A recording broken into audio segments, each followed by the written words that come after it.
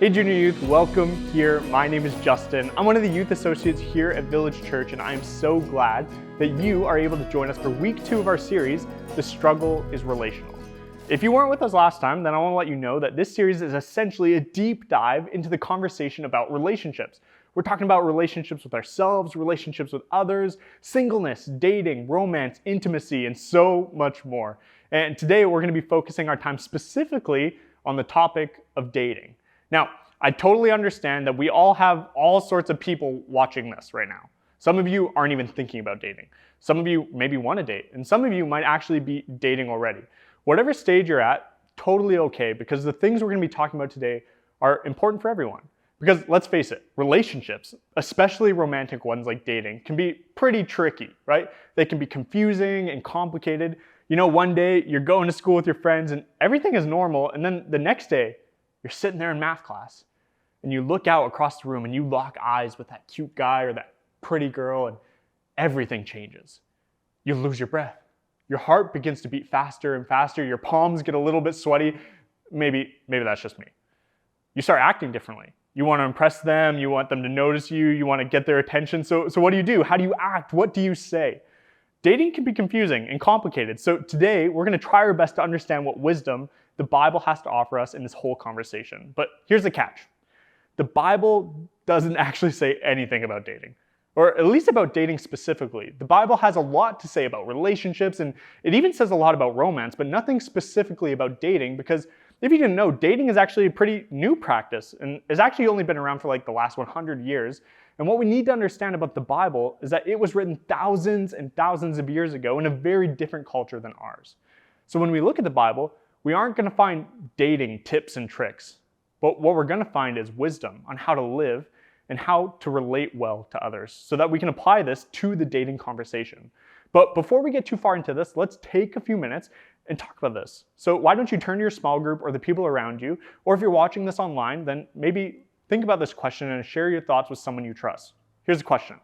How would you and your friends define the word dating?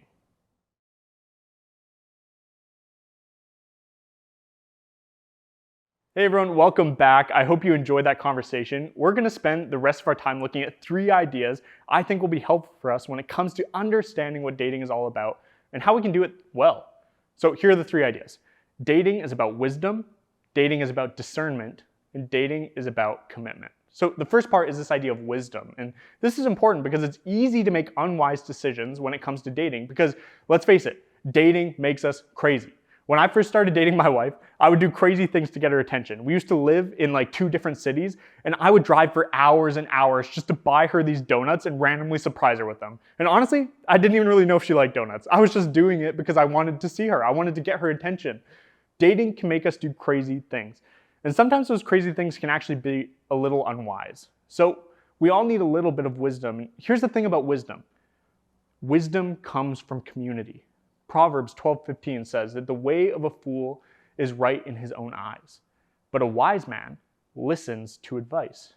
Sometimes when couples first start dating, they kind of disappear. You might hang out with a person every single day and then they start dating somebody and it feels like you don't see them again for months. But this passage says that a wise person will listen to the advice of others. A wise person is someone who will invite their community to be involved in their dating relationship.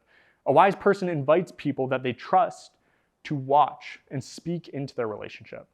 So if you're in a dating relationship, look to the people in your life that love you and know you best and simply ask them what they think. Maybe it's some close friends, maybe it's your parents, maybe it's a mentor or a youth leader.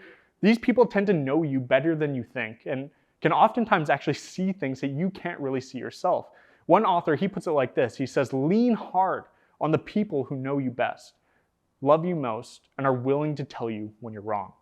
Be open to their advice and really listen. If they think that the relationship is a good thing, then it's probably good. If they think that it's a mistake, there's a good chance it might actually be a mistake. So dating is all about wisdom. Second point is that dating is also about discernment. And when I say discernment, what I mean is dating is about asking really good questions. Questions about yourself, questions about the other person, and questions about how you two might actually fit together. Because ultimately, you want to make sure that this relationship is right for you, but also that it's right for the other person involved so that nobody gets hurt. So ask a ton of questions. Are you ready to date? Why do you want to date? What do you like about that other person? What is their reputation? What do others say? What are their beliefs? What are their values? What do they think about Jesus? Here, listen to what the Apostle Paul says in 2 Corinthians 6:14. Do not be unequally yoked with unbelievers. For what partnership has righteousness with lawlessness? Or what fellowship has light with darkness? So Paul is giving some advice here about discernment. But he says something a little bit weird in this passage. Do not be unequally yoked with unbelievers. So basically what he's saying is that if you're a Christian, you should not be dating someone else who's not a Christian. Because if you're a Christian, your life is defined by your relationship with Jesus. This is a story that you are living within, and it's very difficult to date someone who's living in a different story. So when I was a kid, two of my favorite TV shows, two of my favorite cartoons of all time had a crossover episode. And I was stoked, right? These shows and all their characters were going to be coming together for one big episode, and they would mix together, and it was supposed to be this big, amazing thing. It was getting all this hype. But I remember, as a kid, I sat down to watch this episode. I'm sitting there with my brothers, and honestly, I was just so disappointed. These were different characters that I loved, different animation styles that I loved, and different stories, but when they came together, these stories did not mix well. These characters did not fit together. These stories did not fit together. Now, there's a good chance that you interact with people in your life or at school who are living in different stories than you. They might have different values or different beliefs, and you might see someone and you might think, that person's cute. You might see someone and think, oh, they're pretty attractive, I want to grab their attention. But ultimately, your stories don't really fit together. And here's why this is important. As Christians, our story says that the biggest and the most important thing about my life is my relationship with Jesus. So it only makes sense that you would date someone who shares that story with you, so that the thing that is most important to you is also the most important thing to them. Dating is about discernment. We need to ask good questions. The third point is that dating is about commitment. Now, this might sound a bit strange, but here's what I mean. When we date someone, we need to understand our motivation. As a Christian, the ultimate motivation of a dating relationship is actually marriage. Now, hold on. I know you guys aren't really ready for marriage right now. That would kind of be crazy, but it's helpful to understand that dating is the first step towards that destination. So I think before we get into a committed dating relationship, we need to think about our preferred destination and ask ourselves about our motivations. Why am I pursuing this relationship? What do I want to get out of this thing? 2 Timothy 2:22 says, flee youthful passions and pursue righteousness, faith, love, and peace, along with those who call on the Lord from a pure heart. So what are you pursuing? What's your motivation? Maybe you just want to date just for fun. Maybe you want to date just to fit in.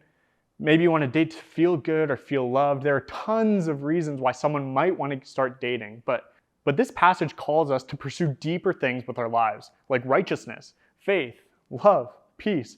These are all characteristics of Jesus. That's what this whole thing is all about, pursuing Jesus and becoming more like him. In a dating relationship, the destination a couple should be aiming for together is a committed relationship centered completely around Jesus. He should be at the center. Hey, I understand that when you have a crush on someone, this is not the first thing that pops in your mind, right?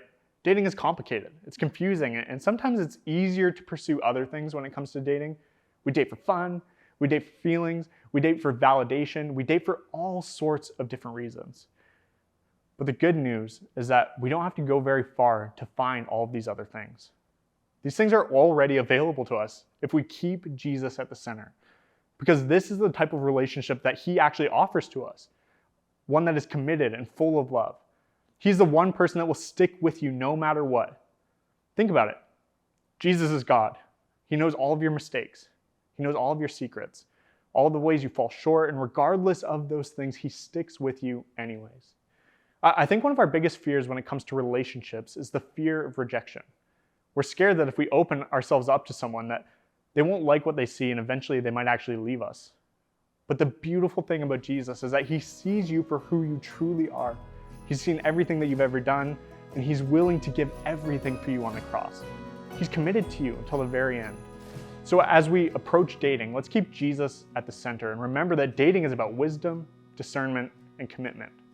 I hope this was helpful for you guys, and I hope this gave you something to really think about. So we're gonna dive deeper into this conversation with our small groups, but if you're someone watching this on your own, I would encourage you to think about this some more and talk about it with someone you trust. We will see you guys again soon.